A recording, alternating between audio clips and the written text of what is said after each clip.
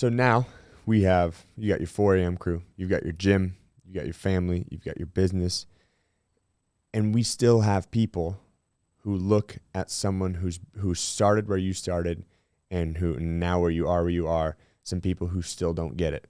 Some people who still are always going to make those excuses. How do we lower the barrier to entry? What's one thing, if you can talk directly to someone who is living a sedentary lifestyle, has a dog shit diet, feels sorry for themselves, is just like, is at the lowest bit.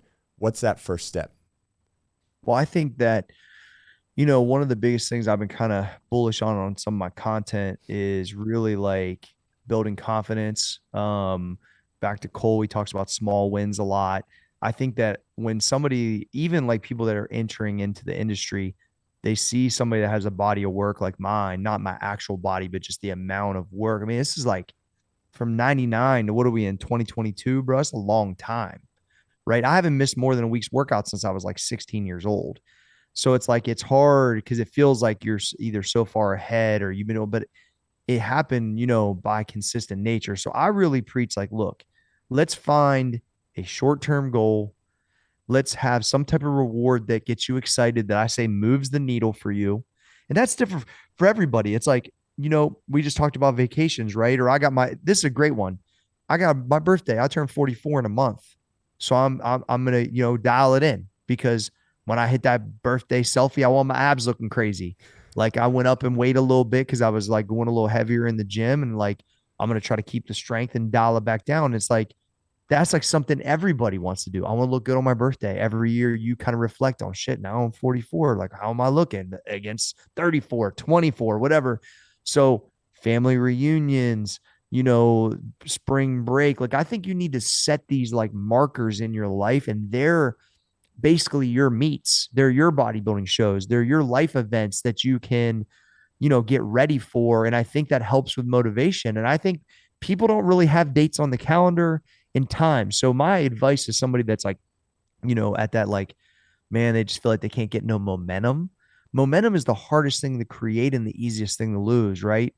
But if you can find ways to create it through a mini goal that's attainable, and don't say, oh, I want to lose 50 by that. How about you lose 10 by that? You know what I mean? Like, do stuff that's like reasonable.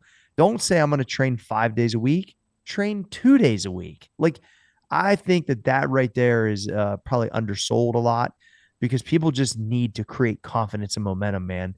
And if you can create momentum, it's like I'm one of this other guy that I learned, this guy named Mike Healy that helped me a bunch when I was a kid. Like, he's like, bro, you're just gonna feel like you're pushing this ball up the hill all by yourself. But then once it gets to the top and it starts rolling, it's going to roll a lot on its own because the momentum's so thick, right?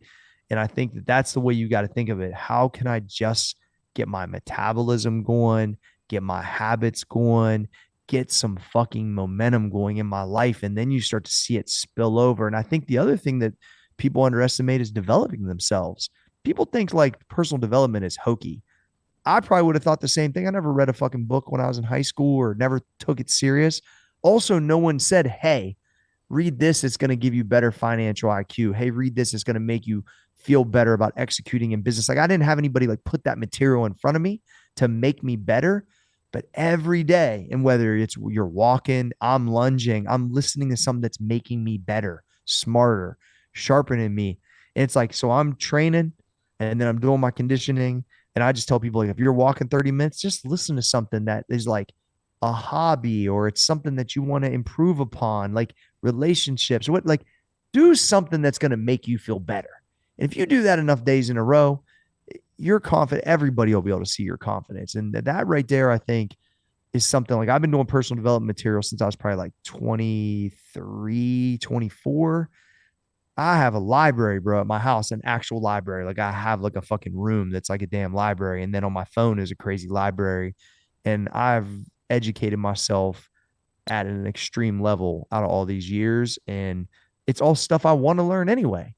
So to me, once I understood that, man, it was a wrap. And I have like an obsession with it at this point. And I think most people do once they lock into it. But if you're not into that game, you need to start somewhere that can somebody that can, whether it's podcast, something that can speak something into you to help you with all this. what's your podcast? What's something that people can go to right now when we finish this and hit the, hit some lunges, hit that. Where do people are going to go Yeah. to find that? Yeah, so the Roundtable podcast, which is on all platforms, it's the Lunge and Learn Network is what I call the network. But the Roundtable podcast is a podcast we do once a week, and then I have what's called Daily Fires, which are quick hitters, like 3 to 5 minutes. Shit, Danny, how many? There's like 250 daily fires, right? 251. 260 daily fires. So you can dip through those. I do them twice a week and I've been doing them for a couple of years. And so there's like, all these different segments of different things I talk about. And I do them as I'm going through life and I run into stuff and just kind of give my 2 cents on things. But they're like 5, 6 minutes. I think they kind of just make people go, okay, let me think about that a little bit, try to provoke some thought. And then we have different kind of topics we go into the round table. Those are two really good resources. I think also like, man, the real basic books, the Think and Grow Rich, anything from Andrew Carnegie, Napoleon Hill, like just open your mind up to some stuff. The Compound Effect from Darren Hardy's really good because it talks about consistency. It's a small book, real easy read. Simon Sinek has the Find Your Why. There's a lot of things out there when you start to look and you just go from one to the other to the other. And I have a group of like 8 or 10 books that I've just always been pretty dedicated to that I read or listen to pretty often. So because you got to keep, here's the thing is you got to keep it in front of you. I am ultimately motivated, no question, internal, but I need external stuff to keep feeding that. And I got to keep it in front of me and everything from my tattoos to stuff I wear to the thing I drive to like, dude, everything in front of me is motivationally driven. Like the art in our office, like it's everything is in front of us to keep us on that path. The people I fuck with, the people I don't fuck with, like I got a real tight circle. I'm allergic to drama. So like you bring drama to me, you just don't get or you fucking get twisted with me. I just don't ever answer your phone call again, bro. Like I'm a hatchet man. So like I keep people out of my life that bring that. I don't bring people in, and if I do, I dip them out real quick. So I'm real strategic on all that, and I think all of these things contribute to trying to stay positive and keep the train going the right direction. Man, it's so cool to hear because it's like it's coming from the horse's mouth, man. You talk about you got your 44th birthday coming up, and you've been doing this for so long. And it's not just the training aspect of it. It's not just the reading, the learning, the all of this stuff. It's the consistency piece that you've been able to maintain on every aspect of your life, of your businesses, of your family, of all of that stuff. That's so fucking inspiring. The superpower, bro. It's available to everybody. That's my point. Like I I still think that there's a lot possible for me, and I've underachieved in some areas and overachieved in some areas, right? But the reality is, I don't even get a chance to be anywhere on the map if I'm not consistent. And the consistency is what has allowed me to beat guys that are way better than me.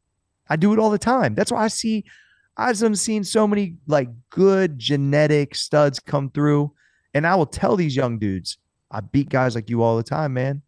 But if you can learn these aspects, I can't beat you. But if you don't, I will beat you every day, and I'll continue to beat you. And then if you want to take my spot, shit, you better be willing to fucking get in what metaphorically in the trenches in the foxhole, right? Because the reality is, I'm willing to do those things, what's necessary, and at a really consistent level. So like when I talk to these football guys or any of these teams, it's the same thing. Like I don't want somebody to take my spot, and I'm trying to learn and adapt to some of the new content and like the TikTok stuff and all of that. Like I'm getting hip to all that stuff so I can kind of have this next wave of maybe impact on some of these younger people. But the reality is like my initial kind of land grab in the industry, I think I was doing things at a consistent level, offering value, and really was on a leading the front on content creation with fitness stuff early. And so I'm real proud of that, man. But also I got comfortable a little bit and I'm trying to learn some of this new stuff, right? And how I can package it to get a newer audience to benefit hopefully from the same things that you did consuming the content back in the day in a different way, you know? So